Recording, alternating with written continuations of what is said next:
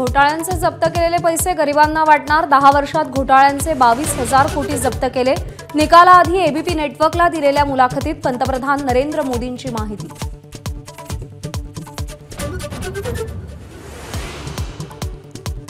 मोदींना गरिबांसाठी नाही तर अदानींना मदत करण्यासाठी देवानं पाठवलं। राहुल गांधींनी मोदींच्या वक्तव्याची खिल्ली उडवली। निवडणुकीनंतर ईडीच्या चौकशीसाठी तयार करत असल्याचाही टोला।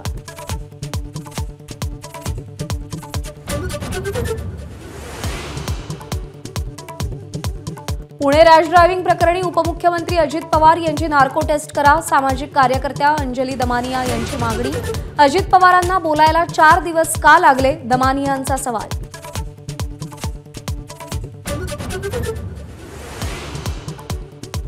पुण्यातील ससून रुग्णालयातील प्रकरणामध्ये फडणवीसांनी जबाबदारी घेऊन राजीनामा द्यावा। काँग्रेसचे प्रदेशाध्यक्ष नाना पटोलेंची माहिती। ससूनमधल्या ब्लड सॅम्पल फेरफार प्रकरणी चौकशी समितीच्या अध्यक्षा पल्लवी सापळे वादात। भ्रष्टाचाराचे आरोप असल्याचं सांगत महाविकास आघाडीच्या नेत्यांनी नियुक्तीला विरोध केला। जरंडेश्वर कारखान्याची पुणे एसीबीकडून चौकशी। कोरेगावमधला भूखंड आणि डिस्टिलरी प्रकल्पाबाबत नोटीस। याआधी ईडीकडून या प्रकरणात अजित पवारांना क्लीन चिट।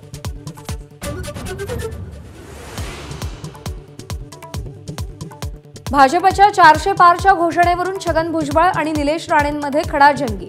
मोदींच्या वक्तव्यावर आक्षेप घेणारे भुजबळ कोण, निलेश राणेंचा संताप।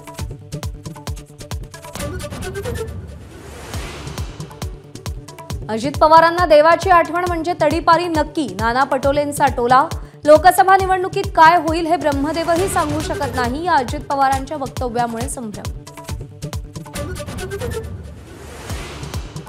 निरंजन डावखरेंची पदवीधर विधान परिषदेची जागा भाजपच लढणार, आशिष शेलार यांचा दावा। तर त्या जागेसाठी मनसेकडून अभिजित पानसेंची उमेदवारी जाहीर।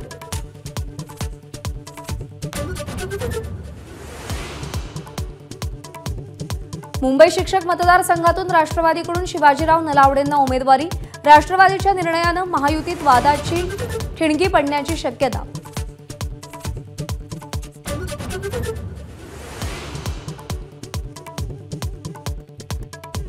दुष्काळामुळे उजनीनं नीचांकी पातळी गाठली। तळ गाठल्यानं शासनाकडून धरणातला गाळ काढण्याचा निर्णय।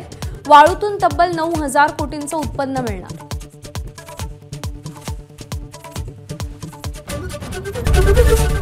एबीपी माझा, उघडा डोळे बघा नीट।